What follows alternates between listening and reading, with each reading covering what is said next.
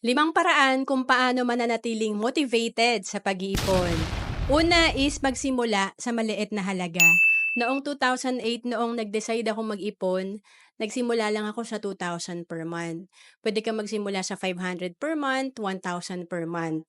And kung makikita mo dito, pag pala nagsimula ka sa 1,000 per month pa lang ha, sa 20 years, meron ka ng projected fund na 1 million kung natuto ka mag-invest.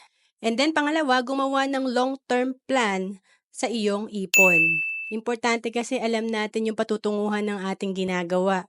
Like dati, hindi ako masyadong gumagastos kahit na siyempre gusto mong gumastos kasi nakatingin ka dun sa goal mo. Like ang goal ko, dadating yung araw na hindi ko na magiging problema ang pera at may passive income na ako. And pangatlo, matutong mag-manage ng iyong pera. Walang yumaman na walang disiplina sa paghawak ng pera. And pang-apat, magkaroon ng other source of income. Madalas naman maliit lang ang ating kinikita, kaya kailangan meron tayong part-time career. Like nung 2012, nag-part-time ako bilang financial educator. And panglima, iwasan ng mangutang.